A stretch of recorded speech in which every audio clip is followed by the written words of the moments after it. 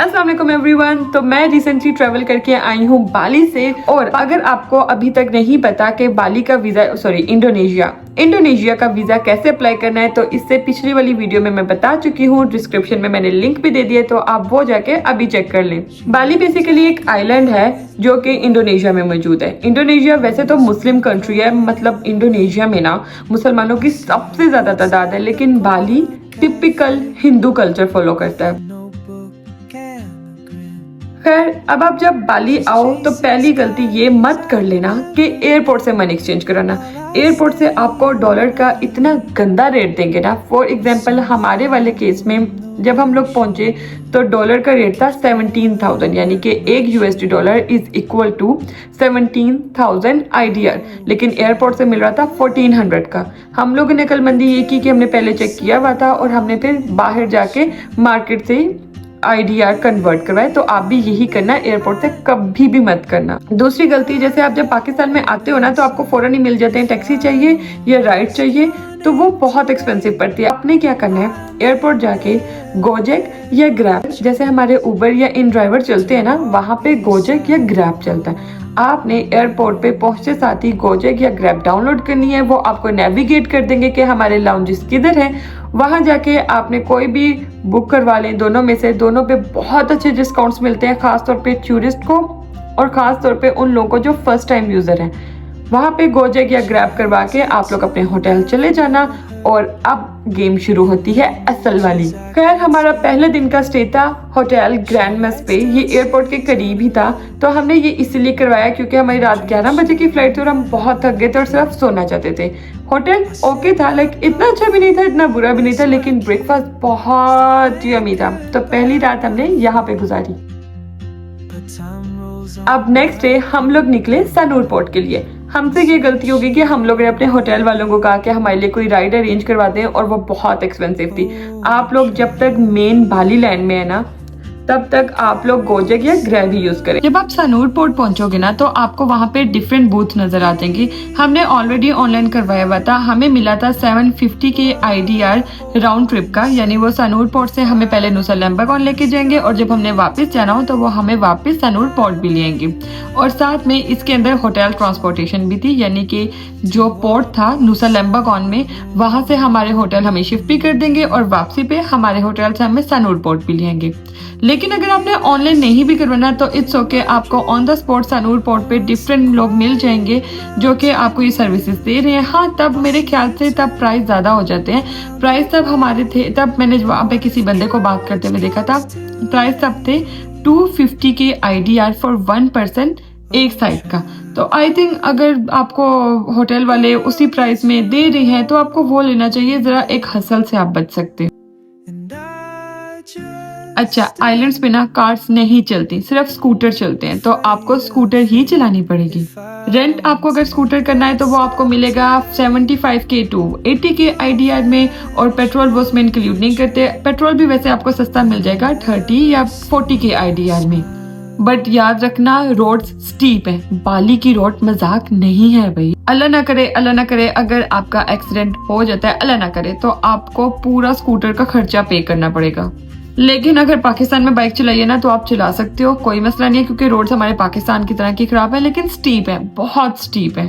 लेकिन हमारे पास एक हैक था, अगर छोटी सी पहाड़ी आती थी ना, या कोई भी रोड थोड़ी सी स्टीप होती थी, तो मैं उतर जाती थी, अमार वहां से निकाल लेते थे और मैं दोबारा चल के बैठ जाती होती थी। तो हमने ये छोटा मोटा हैक किया हुआ था, तो हमने फिर स्कूटर आराम से चला लिया था। लेकिन फिर भी आपको लगता है कि आप कॉन्फिडेंट नहीं हो स्कूटर चलाने में, तो वहाँ पे आपको ड्राइवर भी मिल जाते हैं जो स्कूटर पे बिठा के आपको पूरा आइलैंड घुमा देंगे, लेकिन उस सूरत में वो एक्सपेंसिव हो जाएगा, यानी कि 1 मिलियन IDR, जो कि पाकिस्तानी बनता है 17,000 पर डे। अब हम पहुंच गए हैं नुसा लैम्बागोन, और वहाँ पे हमने पहले दिन जाके क्या किया। पहले दिन हमने वो चीज की जो बहुत सारे लोग नहीं करते, यानी कि मैनग्रोव फॉरेस्ट। अगर आपको मैनग्रोव फॉरेस्ट की डिटेल में वीडियो चाहिए तो डिस्क्रिप्शन में लिंक है मेरे इंस्टाग्राम का, आप वहां पे देख सकते हो। उसकी प्राइस थी 500 के IDR for 2 person for 30 minute.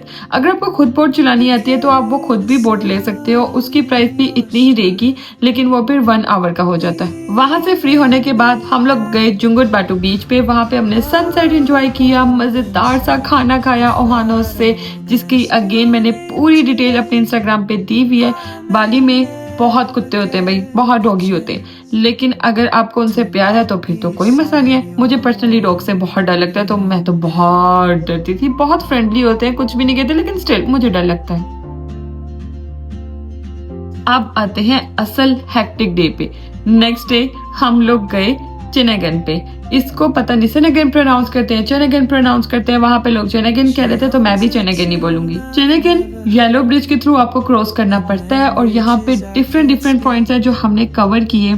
सबसे पहले हम लोगों ने देखा ब्लू लागून, बहुत खूबसूरत प्लेस है भाई। ब्रेकफास्ट भी सिंपल और चीप था। अगेन डिटेल मेरे कैप्शन में होगी, या फिर आप इंस्टाग्राम पे भी जाके देख सकते हैं।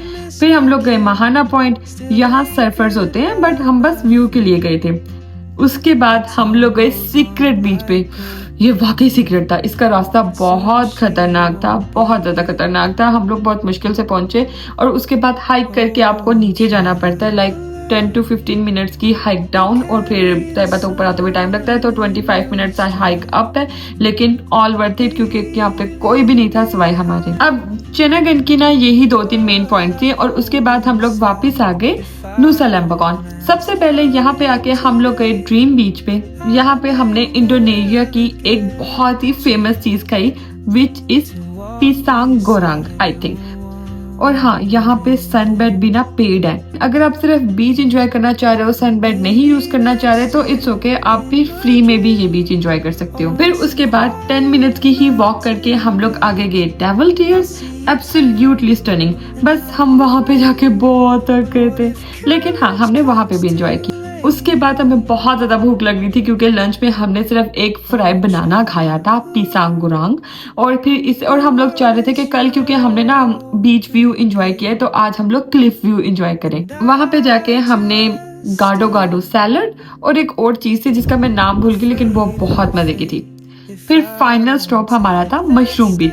यहाँ मेरी फेवरेट स्टोरी है। यहाँ एक ब्रोकन स्टोन था, जिसके थ्रू जाओ तो एक सीक्रेट बीच मिलती है, और लिटरली हम सिर्फ खुद थे वहाँ, और कोई भी नहीं। हमने वहाँ पे ऑस्ट्रेलियन फ्रेंड बनाए थे। बेसिकली हुआ ये था कि हमारे वहाँ पे ऑस्ट्रेलियन फ्रेंड बन गए थे, और वो वहीं पे रह रहे थे। उन्होंने हमें बताया कि ये जो ब्रोकन बीच है ना, ये जो ब्रोकन स्टोन है, ये रात के टाइम टाइड्स इतनी अबव हो जाती है कि इसको कवर कर लेती है, लेकिन जैसे ही सनराइज आता है, ये आहिस्ता आहिस्ता नीचे चले जाती है, और वो दूसरा बीच पूरा खाली है। आप वहाँ पे एंजॉय कर सकते हो। तो हम लोग वहाँ पे गए, बहुत सारा एंजॉय किया और वापस आ गए। That's it for Nusa Lembongan. हमने नुसा लैम्बगॉन में 2 दिन गुजारे, और 2 दिन हमने यही किया। इसके बाद मैं आपको मिलूंगी सिनेमन और मुंडो की वीडियो में। थोड़ी सी मैं टिप दे जाती हूँ। होटल्स हमने अगोडा और booking.com से किए थे। रेटिंग जरूर चेक कर लेना। और यहाँ पे क्योंकि सब कुछ नेचुरल है ना, तो बहुत सारे इंसेक्ट्स होते हैं, खास तौर पे मच्छर। तो मॉस्पेल या कोई भी मॉस्किटो रिपेलेंट लाजमी यूज करना। और वहाँ पे सन ब्लॉक खासतौर पे नुसा लैम्बगॉन या कोई भी आइलैंड पे सवाब समझ के लगाना। हमारी स्किन जल गई थी और बहुत पेन हो रही थी। Anyhow, that's it for today. आगे मैं आपको सिनेमन और मुंडो की वीडियो में डिटेल में सारी गाइडेंस दे दूंगी। फिर भी कोई क्वेश्चन हो तो कमेंट सेक्शन में आप बता सकते हो। तब तक के लिए bye bye bye bye bye.